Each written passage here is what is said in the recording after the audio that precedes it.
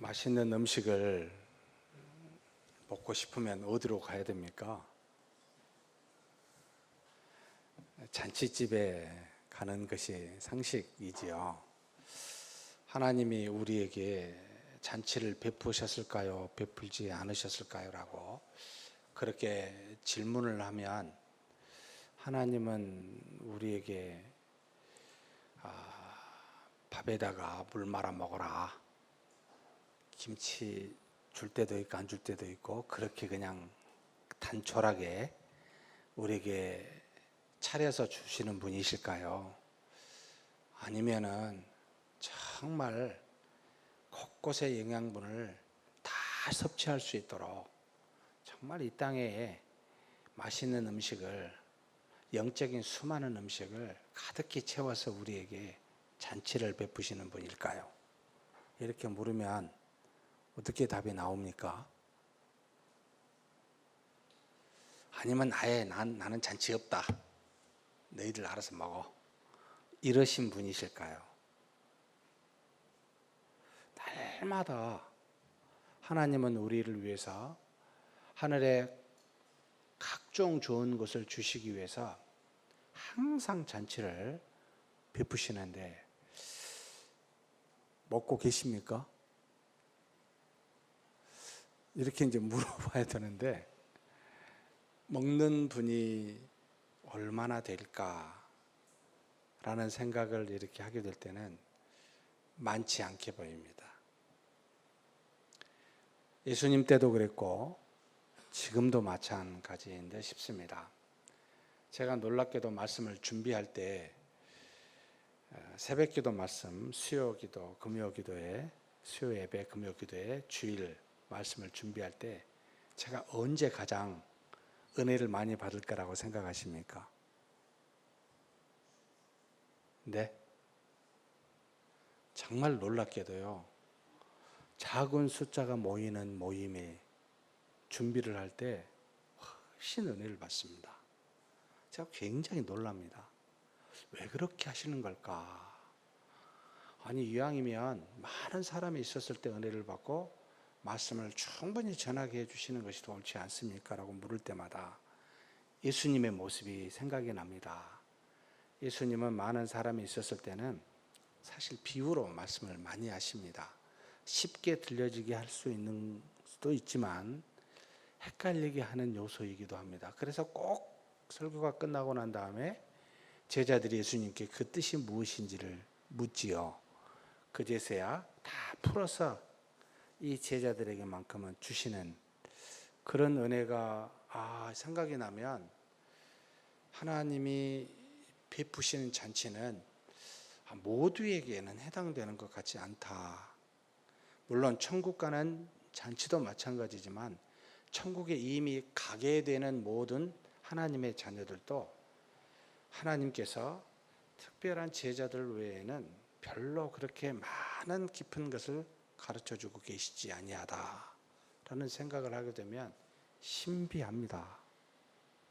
왜 그러신지, 아마도 귀한 천국의 보배를 아무렇게나 아무 데에서나 그렇게 쉽게 마치 돼지에게 진주를 주면 알지 못하듯이 그렇게 하시지 않는구나라는 생각을 하게 되니까 깊이 있는 말씀일수록 소수에게 준다는 생각을 하게 돼서 저는 금요 기도의 시간이 굉장히 은혜가 되고요, 항상 준비할 때마다, 기도할 때마다 감사하게 됩니다. 그리고 오늘 5번째, 균형 잡힌 신앙에 대해서 이런 5번째까지 했습니다만, 사실 이 모든 말씀은 여기 계신 분들한테도 해당이 됩니다만 특별히 젊은 분들이 더 많은 부분들을 이걸 묵상했으면 좋겠습니다.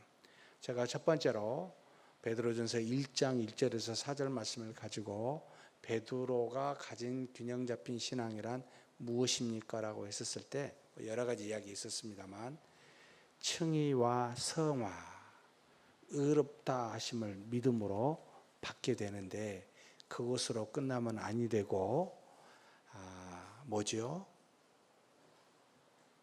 신행으로 말미암은 성화까지, 믿고 행함으로 가서 성화까지 가는 것이 하나님의 자녀들이다라는 것을 함께 나눴습니다. 그래서 태어남은 우리 어린아이죠. 그런데 자라남이 반드시 함께 가야 합니다. 이것이 태어난 사람의 의무입니다. 태어남은 전적으로 100% 하나님의 은혜이지만 자라남은 주신 은혜를 내가 받아먹는 수고, 이게 믿음의 행위입니다. 이게 필요하죠. 이렇게 돼야만 거룩하게 됩니다. 가만히 입 다물고 있으면 절대 안 자라나고 굶어 죽습니다. 그래서 말씀과 기도로 거룩하여지는 이 자라남은 신자들, 태어난 사람의 필수 요건입니다 라는 것을 함께 나눴고요. 두 번째로 우리가 야고보에 대해서 했습니다.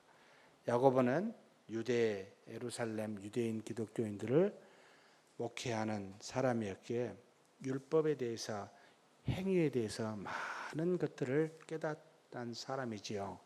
얼마만큼 이 야고보는 행함을 중시했냐면 기독교인이 아닌 유대교에서 이 야고보를 존경해가지고 청빙해서 이 야고보의 말을 들을 정도로, 요세비우스 책에, 역사책에 기록되어 있습니다만 이럴 정도로 굉장히 존경을 받았고, 그리고 무릎이 낙타의 무릎이라고 불릴 정도로 항상 하나님 앞에 엎드려 기도해야 해서 믿는 자가 행함으로 그 믿음을 드러내는, 그래서 행함은 믿음의 뭐다? 완성이다. 그래서 행함과 믿음은 분리되지 않는다라고 하는 균형 잡힌 신앙에 대해서 우리에게 가르쳐준 굉장히 소중한 유산을 우리에게 물려주었습니다. 그리고 그 다음에 우리가 사도 요한 서신서 중에 요한 1서를 보았지요. 요한은 당시에 이단이었었던 영지주의자 또는 말시온주의자, 이런 사람들이 교회 안에서 굉장한 문제를 일으켰을 때 균형 잡힌 신앙은 그리스도의 무엇과 무엇을 반드시 다 믿어야 된다라고 이야기했죠. 그리스도의 신성 곧 하나님이심과 인성 곧 사람이심을 둘 다를 다 믿어야 됩니다. 너무 우리 사람이 편식을 해서 한쪽만 좋아하면 문제가 됩니다. 저도 젊었을 때는 한때 너무 성령을 너무 좋아해가지고 성령에 한번 빠진 적이 있습니다. 성령에 빠졌다 그러니까 너무 좋은 것이라고 생각하실지 모르겠는데, 성령이 아니라 성령의 은사에 빠져본 적이 있습니다. 그래서 성령 축제니 성령 무슨 주권 운동이니 대학교 때 그렇게 하면서 은사, 병 고치는 은사, 방언의 은사, 예언의 은사 빠져가지고 한때 그렇게 신비주의 쪽으로 쫓아가다가, 성령은 우리 인간의 이성으로 이해 불가의 대상입니다. 그래서 성경에 하나님에 대해서, 신에 대해서, 영에 대해서는 많이 가려놓습니다. 의도적으로 이해가 안 되니까. 그런데 그것을 너무나 쫓아가다 보니까 우리에게 몸으로 육신으로 이 땅에 오신 예수 그리스도의 말씀과 그분의 행함에 대해서는 간과하고 성령의 역사와 능력으로 신비한 이적만을 추구하는 당시 영지주의자의 모습을 한때 제가 편식해서 가져본 적이 있었습니다. 다시는 내가 이러지 않으리라. 예언이 다 맞다가요, 마지막에 한 방으로 그냥 안 맞는 거 하나로 그냥 우리를 끝내버렸습니다. 젊었을 때 그 예언 믿다가 빚더미에 올라가지고 대학교 때 참 내가 다시는 이런 우를 범하지 아니하리라. 그래서 예수님은 하나님이십니다. 사람이십니다. 성령은 우리 안에 내주하여 그리스도의 영으로서 그리스도의 말씀을 생각나게 하고 진리 가운데로 인도하신다라는 친히 요한복음의 사도 요한을 통해서 가르쳐 주신 그 성령의 가르침을 내가 고린도 교회에 일어난 문제만 그 은사만 가지고 그 말씀을 편식하다가 문제 생긴 적이 있어서 내가 다시는 이러지 않으리라 마음 먹었는데, 이 사도 요한은 뭐요? 인성과 신성을 다 믿어라. 사실 이성으로 불과합니다만 다 믿으셔야 됩니다. 그렇지 아니하면 곤란하게 됩니다. 그래서 우리가 이 땅에서 성령의 은사를 어떻게 받아들여야 됩니까? 라고 이렇게 물을 때는 제가 여러 번 말씀을 드렸는데, 성령의 은사의 문제는 놀랍게도 고린도 교회에서만 나타납니다. 어디에도 바울이 쓴 서신, 아니 돌아다니며 3차 전도 여행을 했었던 수많은 교회에서 이런 문제가 나타나지 아니하였습니다. 성령께서 구약의 율법의 말씀, 유대인이 들어가 있지 아니한 그런 곳에서는 아무 구약의 말씀을 들어도 알지 못하는 그들이기에 마치 아덴이죠. 아가야 지방의 아덴과 아덴의 밑에 있는 고린도, 여기는 구약의 말씀이 들어가 본 적이 없어서 무엇으로 하나님을 증거하셨겠습니까? 능력으로요. 신비한 은사로요.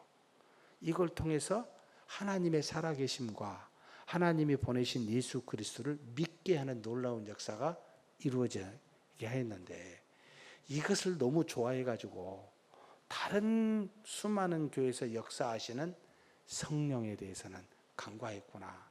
제가 바울에 대해서 지난주에 그랬죠. 반드시 바울 서신에는 성령 그러면 무엇이 생각나야 됩니까? 말씀, 성령의 저자잖아요. 성령이 하시는 일은 계속 그리스도의 말씀을 전해주고, 그 말씀이 무엇을 일으킵니까? 우리에게 말씀을 듣고 우리가 어떻게 되죠? 뭐가 나오죠? 우리의 말씀에서 반드시 믿음이 나와요. 믿음은 들으면서, 들으면 하나님의 말씀, 곧 말씀은 믿음을 줍니다. 결국 말씀이 들려지면, 읽혀지면 우리 속에서 성령이 역사하사 믿음을 주십니다. 이와 같은 역사를 끊임없이 하는데 우리는 그것을 무시하고 신비하게 신상만 쫓아가니까 문제가 됩니다. 그래서 두 가지를 같이 믿는 균형 잡힌 신앙을 사도 요한이 이야기를 합니다. 그 다음에 사도 바울은 너무나 많은 이야기를 했습니다만 요약하면 뭘 했습니까? 율법은 뭐죠? 그림자 또는 초등교사라는 표현을 쓰고, 그 다음에 누구와 대비를 했습니까? 그리스도, 율법의 완성이지요. 그리고 실체를 말합니다. 곧 그림자와 실체를 다 같이 말하면서 신약과 구약의 이 전부 주신 말씀을 다 균형 있게 가지라고 그렇게 가르쳐 준 분이 바울입니다. 그리고 또 행위와 믿음에 대해서도 이야기했고, 또 그림자와 실체의 균형에 대해서도 이야기했고, 그리스도와 성령을 다 중보자로서 함께 믿기도 했고, 성경과 성령을 균형 잡히게 말하는 것도 전부 다 바울의 서신 속에 나타나 있습니다. 그래서 그와 같은 신앙을 가지라고 이야기합니다. 자, 오늘 우리가 보게 되는 것은 예수님의 가르침입니다. 예수님의 주된 가르침은 무엇이었을까요? 자, 마태복음 4장 17절 말씀 한번 보겠습니다. 마태복음 4장 17절, 예수님이 어쩌면 공적으로 처음 하신 말씀일 수 있습니다. 다 복음서가 예수님이 하신 말씀을 기록한 건 아니고 중요한 것만 말씀을 하였기 때문에, 그런데 지금 12절부터 17절까지 예수님이 하신 첫 번째 말씀이 나타나 있습니다. 그런데 17절 말씀을 한번 같이 읽겠습니다. 이때부터 예수께서 비로소 전파하여 이르시되 회개하라 천국이 가까웠느니라 라는 이야기를 지금 전파하셨다는 겁니다. 비로소. 자, 예수님께서 세례 요한으로부터 세례를 받으시고 난 다음에 하늘로부터 비둘기처럼 성령이 임하시고 곧바로 누구에게 이끌리어? 사탄에게 이끌리어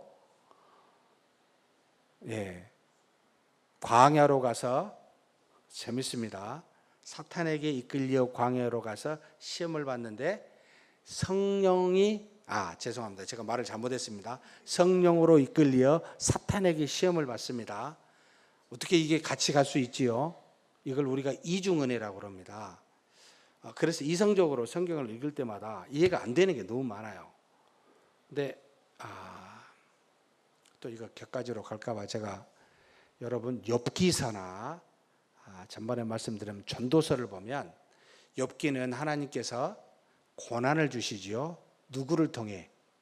사탄을 통해. 그런데 결과는 어떻게 돼요? 결과는 갑절로 하나님으로부터 은혜를 받습니다. 그래서 우리는 고난 속에 뭐가 있다? 축복이 있구나. 사탄의 인도함 속에 뭐가 있다? 하나님의 역사가 있다. 이게 이중적 은혜라는 표현을 씁니다. 이해가 되신가요? 그래서 고난과 은혜는 같이 갑니다. 이해가 잘 안 되죠? 이중적으로 하나님이 하셔요.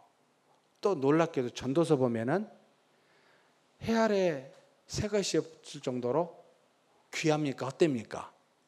분명히 헛되다고 이야기합니다. 헛되고 헛되니 헛되고 헛되다는 말을 너무나도 많이 씁니다. 얘가 정말 너무 세상을 부정적으로, 아무리 솔로몬이라고 혼자 다 살아봤다고 나는 살아보지도 못했는데 헛되다고 말하면 뭘 목표로 살아야지, 솔로몬과 같이 뭔가 좀 위대하게 좀 이 땅에서 해봐야 되는 거 아니야? 속으로 이런 생각하면서 읽습니다, 제가. 근데 헛되고 헛되다 진짜 너무 심한 거 아니야? 이런 생각하는데 여러분 쭉 읽으면 뭐가 있냐면 해 아래 이 땅에서 기뻐하는 것과 선을 행하는 것이 하나님의 은혜로다 말합니다. 은혜가 있습니까? 없습니까? 헛됨 속에 안에 하나님의 은혜가 있습니다. 그런데 해 아래서만 이야기합니다. 그러면 헛되다고 크게 말한 것 속에 작은 은혜들을 말했는데 결국 해 위에는 이 작은 것은 정말 나중에 보면은요, 의인이나 죄인이나 일반이다 이래버립니다. 속으로 그러면 뭐 내가 의인처럼 살 필요가 있어? 뭐 이런 생각을 하게 합니다. 부정적으로. 그죠? 무엇을 생각하게 합니까? 해 위를 말하는 겁니다. 해 위를 말하지 않으면서 해 아래를 헛되다고 말하면서 역설적으로 말하는 이중적 은혜를 표현하고 있습니다. 진짜 놀랍다 성경이. 이런 생각을 하는데 우리 이성은요, 뭔가 정말 죄송합니다. 껄쩍지근해요. 이게 클리어하지 않아요. 이게 막 충돌이 되면서 있으니까. 그래서 논리적으로 잘 정돈하는 것은 성경이 아니고 철학이고요. 성경은 절대 논리적이지 않습니다. 그래서 칼빈이 뭐라 그러면 야 그냥 말한 대로 믿어 이렇게 말합니다. 뭐 이런 게 다 있지 속으로. 그러면서도 하나님의 말씀이 그래 믿어야 되지 하면서도 껄쩍지근합니다. 왜요? 내 머리는, 내 이성은 교회 속에서 합리성을 따져가니까. 성경을 합리적으로 보면요, 여러분 뭐밖에 안 남은 줄 아세요? 독일의 불트만이 성경은 너무나 비성적인 게 많아요. 여러분 성경의 기적을 다 빼버리십시오. 그럼 뭐가 남겠어요? 껍데기만 남습니다. 그 정도로 하나님의 놀라운 역사와 이적이 가득 찬데 이걸 이성으로 이해하려고 하니까. 그래서 뭐라고 말하냐면 성경은 그리스도를 믿는 사람들이 나중에 그리스도를 미화해서 믿게 하려고 사라처럼 막 이렇게 만들어낸 거다. 그러니까 사라처럼 된 건, 이성으로 이해 안 된 건 다 빼고 뭘 믿어야 되냐면 그분이 그때 당시에 어떤 일을 행했느냐, 윤리적 도덕적 교훈을 찾아내서 그걸 따르는 것이 이 시대의 지혜로운 자의 모습이다, 크리스천의 모습이다, 이렇게 말하는 진짜 웃긴 사람도 있습니다. 여러분 성경을 그래서 이성으로 보는 것을 내려놓을 때가 많습니다. 그렇다고 종교가 마약이라고 하면서 여러분 아무렇게나 그냥 생각 없이 가라는 말은 아닙니다. 이성으로 이해되어질 것은 해 아래에 있고요, 이성으로 이해되지 않는 것은 해 위에 있습니다.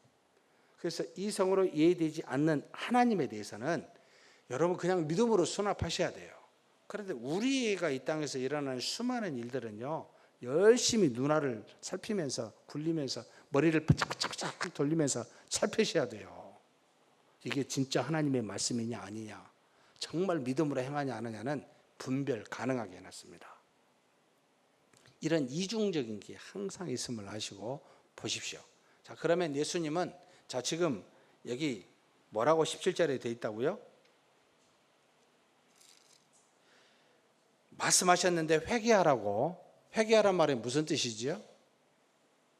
지금 있는 길에서 돌이키라는 겁니다. 그럼 지금 가는 길이 틀렸다는 건데, 지금 가는 길이 어떤 길이죠?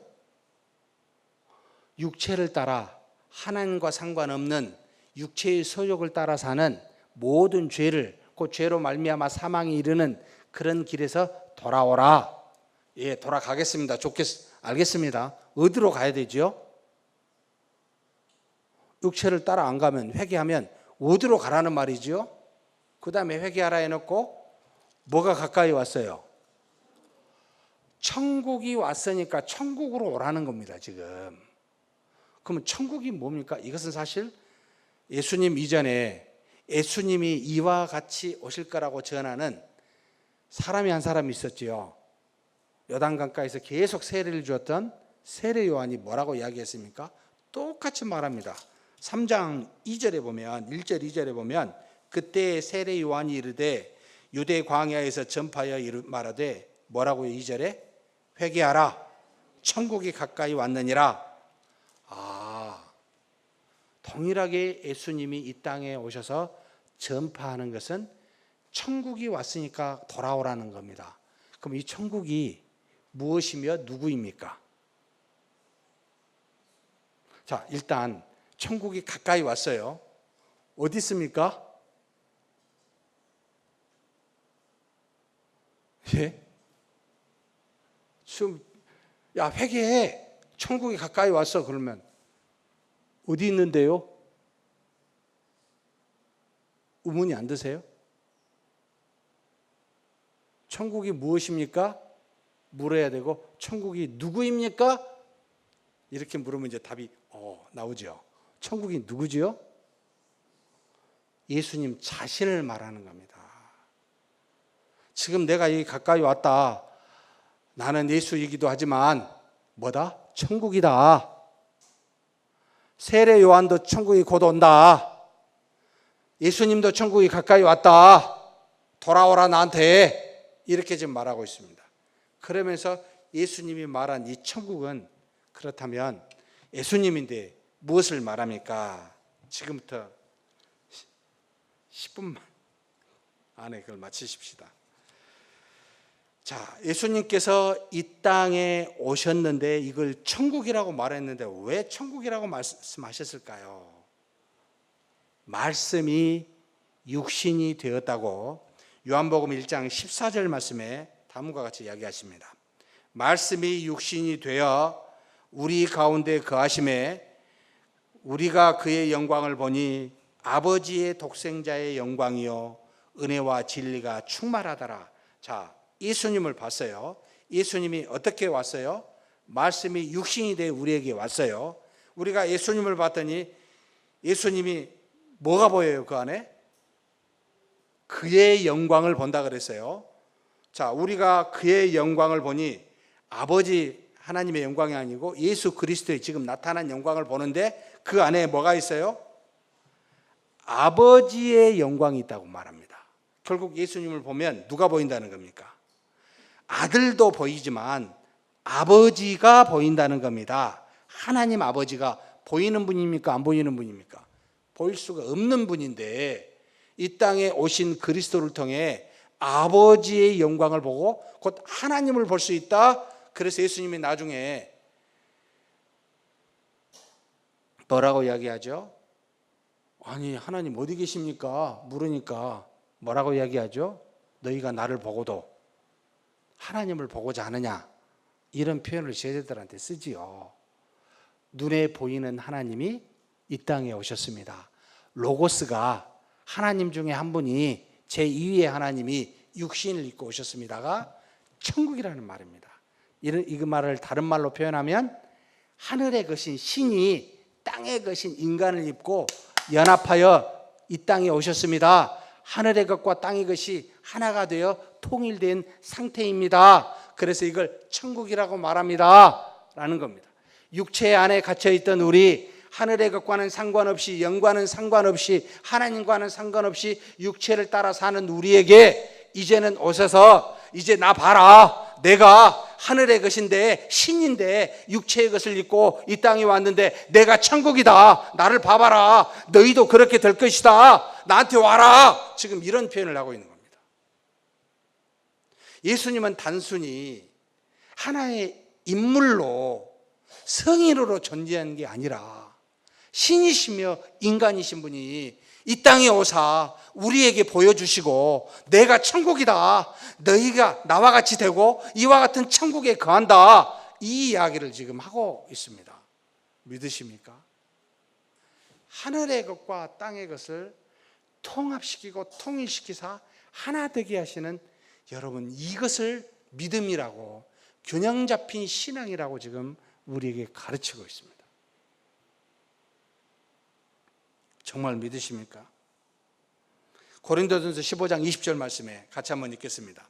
그러나 이제 그리스도께서 죽은 자 가운데서 다시 살아나사 잠자는 자들의 첫 열매가 되셨도다.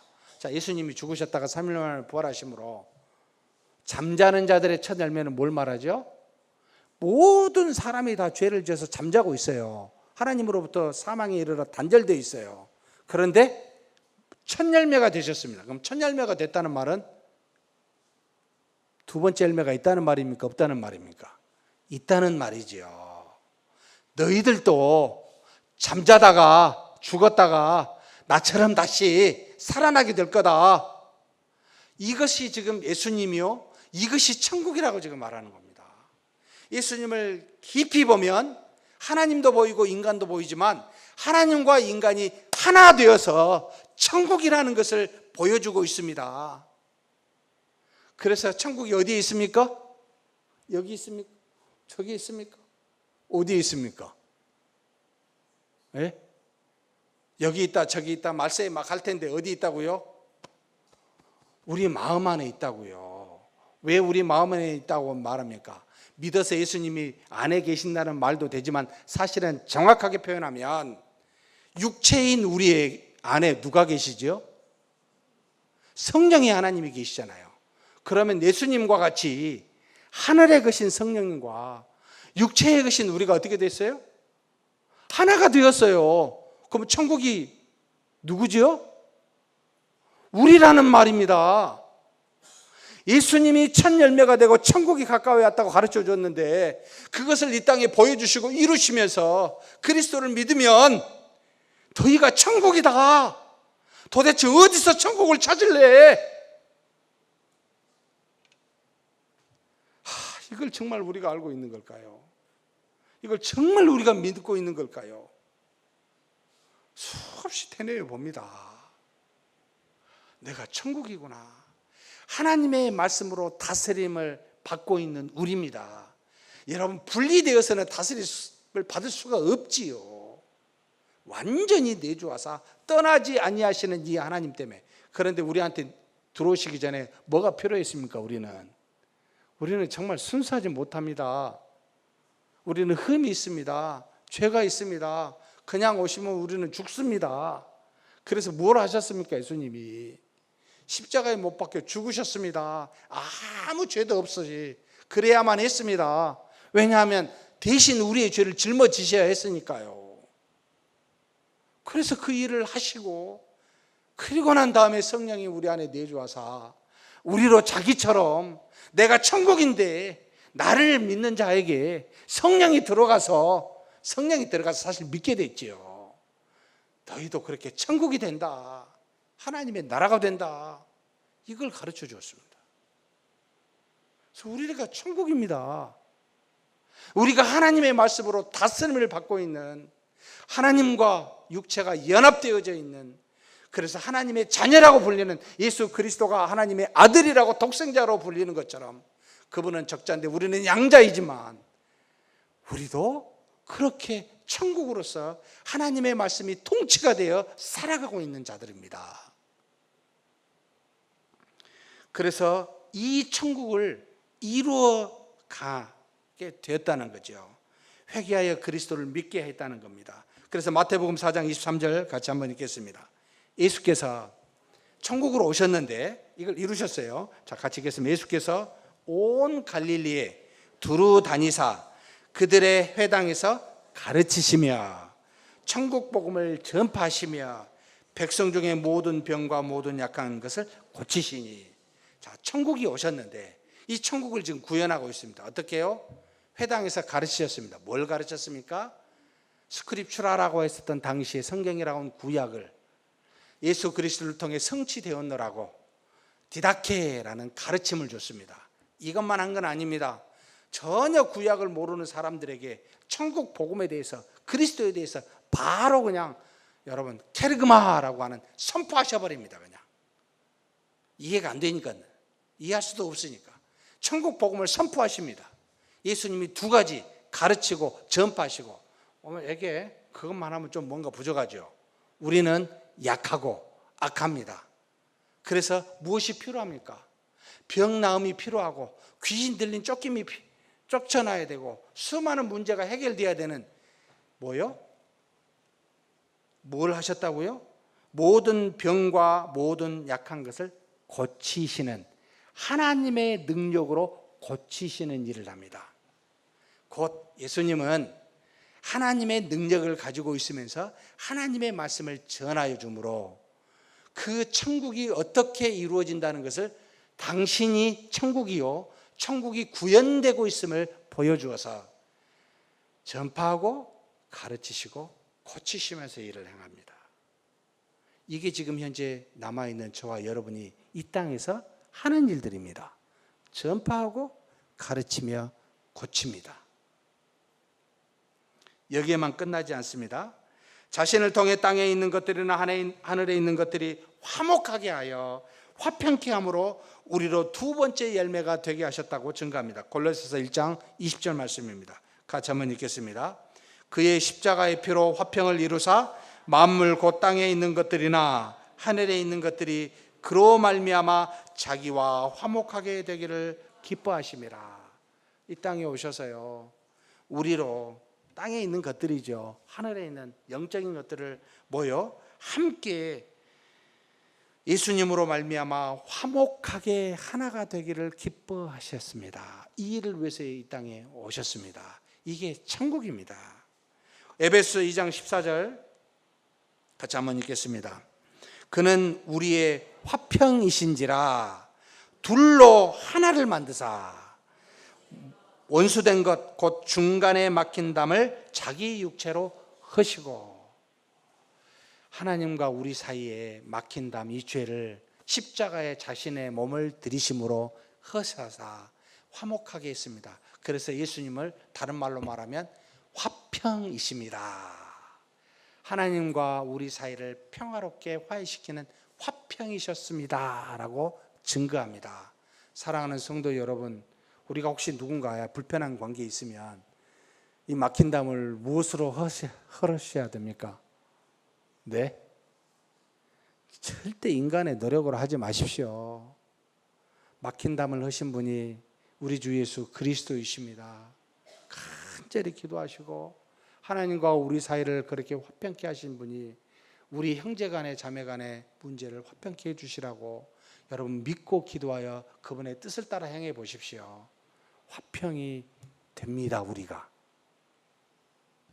또 고린도후서 5장 19절입니다. 같이 한번 읽겠습니다. 곧 하나님께서 그리스도 안에 계시사 세상을 자기와 화목하게 하시며. 여기까지요. 자, 하나님이 누구 안에 계셨어요? 그리스도 안에 계시사 어떻게 했다고요? 세상을, 하나님을 믿지 않았었던 우리였죠, 자기와 화목하게 하셨다는 겁니다. 이게 예수 그리스도셨습니다. 또 에베소서 1장 10절 말씀 같이 읽겠습니다. 하늘에 있는 것이나 땅에 있는 것이 다 그리스도 안에서 통일되게 하려 하심이라.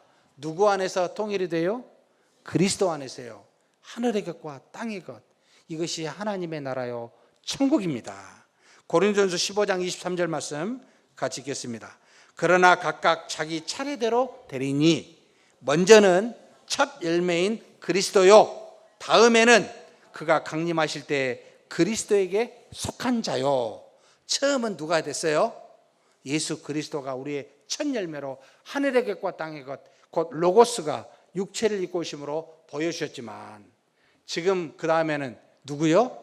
그리스도에게 속한 자, 우리를 말합니다. 믿는 자가 그리스도께서 강림하실 때 그와 같은 모습으로 완벽하게 보여줄 거라고 증거하고 있습니다. 믿으십니까? 우리가 천국입니다, 이 말을 하고 있습니다.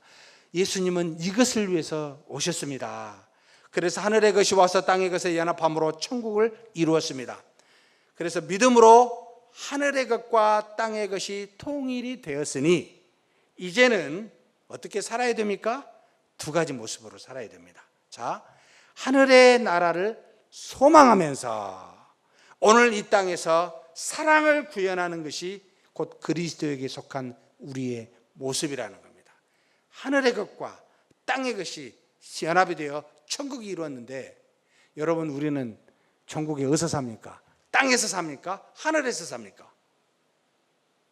하늘이 공간적인 말로 표현할 때는 좀 문제가 있는데, 신의 세계에서, 우리의 결국은 신의 세계에서 영원히 살기 때문에 우리가 소망을 어디에 둬야 됩니까? 땅에 두지 말고 하늘에 소망을 두라는 겁니다. 그래서 믿음을 가지고 사는 사람은 반드시 하늘의 것에 소망을 두는데, 그러면 이 땅을 어떻게 살아야 됩니까? 별 필요 없잖아요. 잠깐 있다 가는데 그냥 발로 뻥 차버리고 그렇게 살면 되지 않습니까?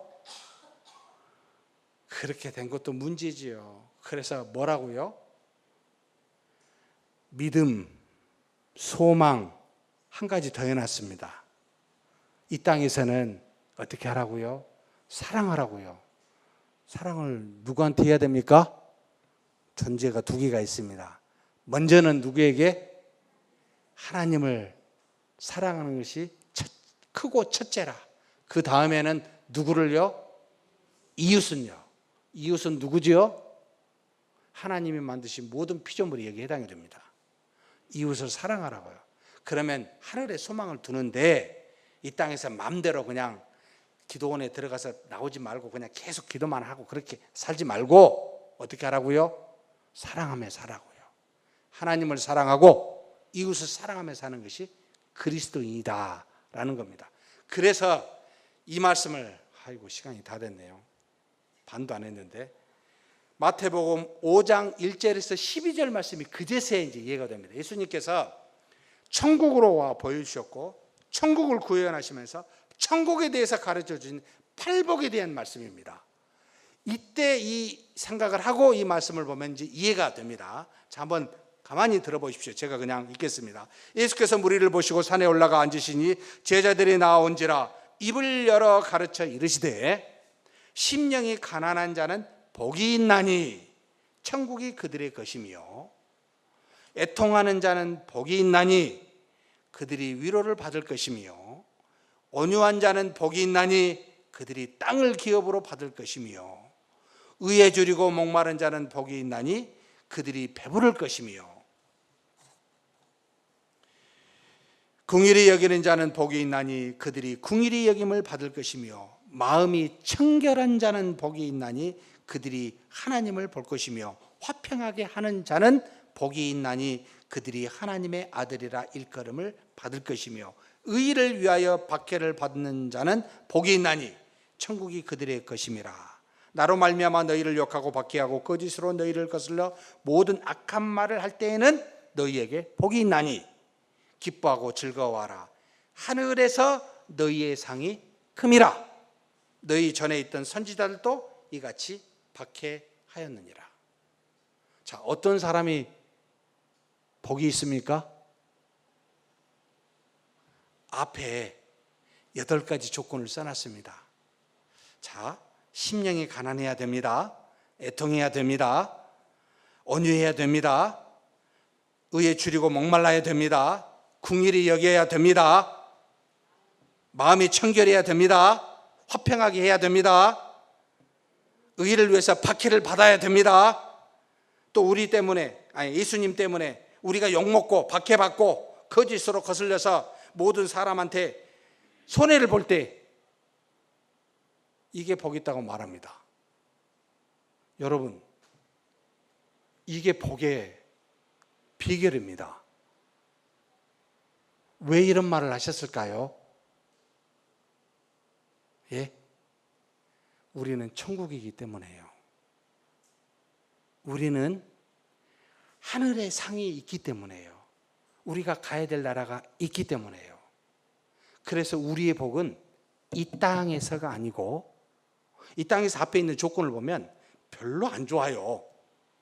별로 도움되는 게 없어요. 아이, 뭘 줄여요? 이왕이면 배불러야지. 뭐 애통해요? 이왕이면 기뻐야지. 아니, 뭘 긍휼히 받는 게 좋지 왜 긍휼히 여겨요? 뭐가 가난해요? 좀 부자여야지. 뭐 이런 게 좋지 않습니까? 그런데 반대로 말합니다. 왜 그렇습니까? 천국이니까. 천국에 가니까, 영원한 나라에 가니까 너희는 이곳에서, 잠시 받는 이곳에서 그렇게 살아라.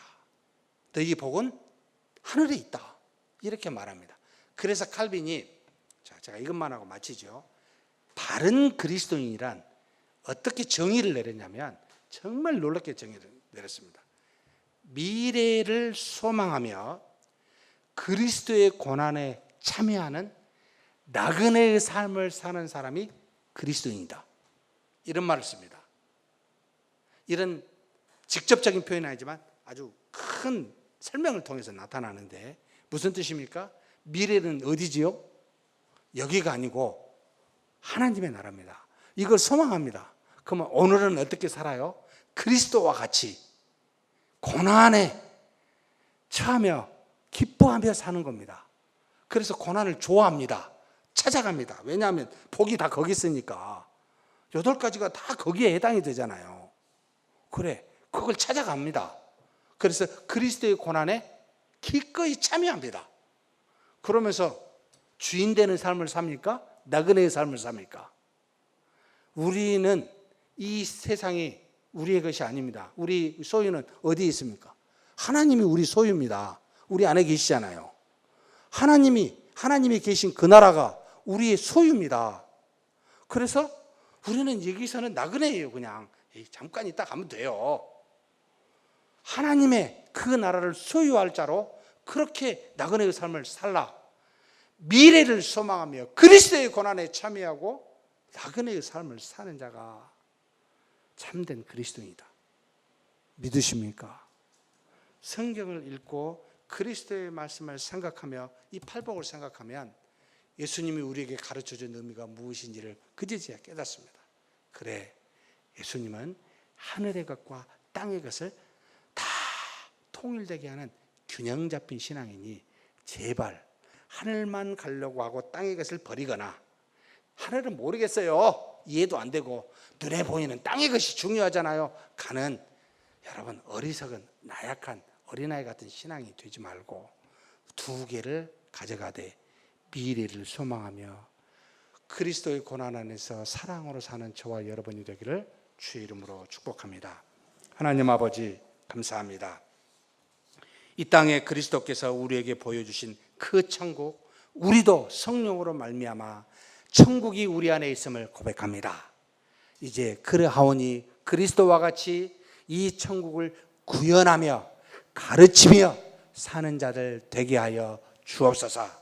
그래서 이 땅에서 미래인 하나님의 나라를 소망하고 그리스도의 고난에 기꺼이 참여하면서 하나님 사랑을 마음껏, 하나님을 사랑하고 이웃을 사랑하는 모습으로 나그네의 삶을 살아가도록 주님 도와 주시옵소서.